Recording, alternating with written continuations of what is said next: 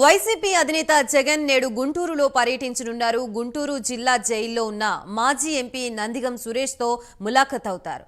TDP కార్యాలయంపై దాడి కేసులో arrest అయి రిమాండ్లో ఉన్నారు నందిగం సురేష్.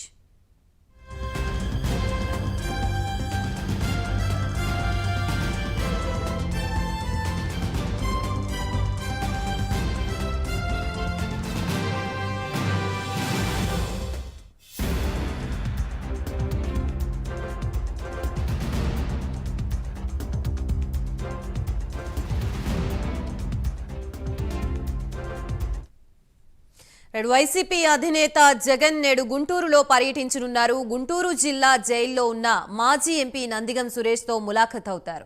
టీడీపీ కార్యాలయంపై దాడి కేసులో అరెస్ట్ అయి రిమాండ్లో ఉన్నారు నందిగం సురేష్. ప్రస్తుతం ఇదే అంశానికి సంబంధించి మనకి పూర్తి సమాచారం అందించడానికి మా ప్రతినిధి రవికృష్ణ లైవ్ ద్వారా సిద్ధంగా ఉన్నారు. రవికృష్ణ, చెప్పండి, నేడు మాజీ సీఎం జగన్ గుంటూరులో పర్యటించినట్లుగా తెలుస్తుంది. ప్రస్తుతం ఆయన ఎన్ని గంటలకు అక్కడికి చేరుకునే అవకాశం ఉంది? ఆయన షెడ్యూల్ ఏ విధంగా ఉంది?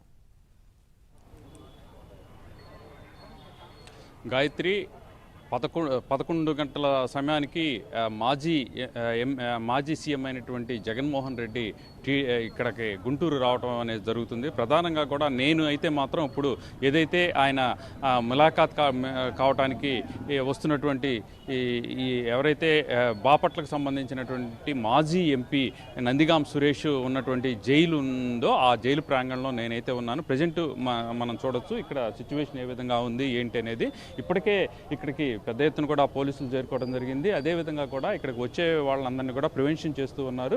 ప్రధానంగా కూడా రోడ్లు చుట్టుపక్కల మొత్తాన్ని కూడా బ్లాక్ చేసేసారు. బారికెట్లు కూడా ఏర్పాటు చేసిన పరిస్థితి ప్రజెంట్.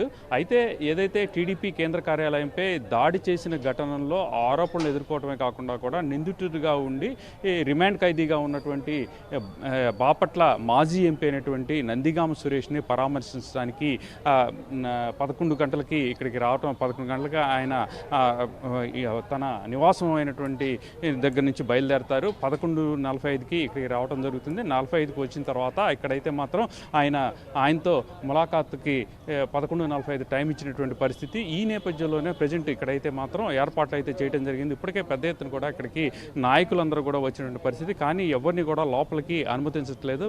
ప్రధానంగా కూడా ఇక్కడ ఉన్నటువంటి ఆయన కుటుంబ సభ్యులు ఎవరైతే నందిగాం సురేష్కి సంబంధించినటువంటి కుటుంబ సభ్యులు మాత్రమే లోపలికి అనుమతించారు. అదేవిధంగా కూడా ప్రధాన నాయకులు 5 మంది లోపు మాత్రమే అనుమతిస్తున్నట్లుగా కూడా పోలీసులు అయితే తెలియజేశారు. అదేవిధంగా కూడా ఇక్కడ 11:45కి ఈ ములాఖాత్ అయిపోయిన తర్వాత ఇక్కడ ఎస్విఎన్ కాలనీలో ఉన్నటువంటి సాంబిరెడ్డి ఎవరైతే ఉన్నారో ఆ సాంబిరెడ్డిని కలవడం జరుగుతుంది. సాంబిరెడ్డి ఇక్కడ ఏదైతే క్రోసూరుకి సంబంధించి ఆయన సంబంధించి మార్కెట్ యార్డ్ చైర్మన్గా పనిచేశారు. మార్కెట్ యార్డ్ చైర్మన్గా పనిచేసిన తర్వాత ఈ మధ్యకాలంలో అతని మీద టీడీపీకి సంబంధించినటువంటి కొంతమంది దాడి చేయడంతో ఆయన తీవ్రంగా గాయపడ్డారు. ఆయన్ని కూడా పరామర్శించేటువంటి పరిస్థితి అయితే ఉంటుంది. మొత్తానికి కూడా ఇవాళ ఏదైతే దీనికి సంబంధించి టీడీపీ ఈ కేంద్ర కార్యాలయంపై దాడికి సంబంధించి ఇక్కడ ఆరోపణలే కాకుండా కూడా ఈ విధంగా ముద్దాయిగా ఉన్నటువంటి వ్యక్తులు ఎవరైతే ఉన్నారో వాళ్ళందరినీ కూడా ప్రజెంట్ అయితే మాత్రం వైసీపీకి సంబంధించిన నాయకులు ఎవరైతే ఉన్నారో వాళ్ళందరూ కూడా ప్రస్తుతం అయితే పరారీలో ఉన్నటువంటి పరిస్థితి. ఈ నేపథ్యంలోనే ప్రజెంట్ సిచ్యువేషన్ కనుక చూసుకున్నట్లయితే మాత్రం ఇక్కడికి వచ్చేటువంటి గుంటూరు జిల్లాకు సంబంధించి వచ్చేటువంటి నాయకులు ఎవరైతే ఉన్నారో వాళ్ళు కూడా తక్కువ సంఖ్యలోనే వస్తున్నట్టు తెలిసింది. ఎందుకంటే ఒకవేళ ఇక్కడికి వచ్చినట్లయితే ఆ టీడీపీకి సంబంధించి ఏదైతే టీడీపీ కార్యాలయంపై దాడి చేసిన కేసులో ముద్దాయిలుగా ఉన్నట్లయితే వెంటనే కూడా అరెస్ట్ చేసే పరిస్థితి ఉంటుంది. అందుకని నాయకులందరూ కూడా ఇక్కడికైతే మాత్రం వచ్చేటువంటి విషయంలో మాత్రం ఆచితూచి వ్యవహరించడం తెలుస్తుంది. ఇప్పటికే కొంతమంది కార్యకర్తలు అయితే వచ్చారు, కానీ ప్రధానమైనటువంటి నాయకులు అయితే మాత్రం ఇక్కడ రాలేనటువంటి పరిస్థితి. మరికొద్దిసేపట్లోనే ఈ మాజీ సీఎం జగన్మోహన్ రెడ్డి ఇక్కడికి రావడం జరుగుతుంది. అలాగే ఇక్కడ వచ్చిన తర్వాత ఇక్కడ ఉన్నటువంటి నందిగాం సురేష్ని మాత్రం ఆయన పరామర్శించే పరిస్థితి అయితే ఉంటుంది. Right, thank you Ravikrishna.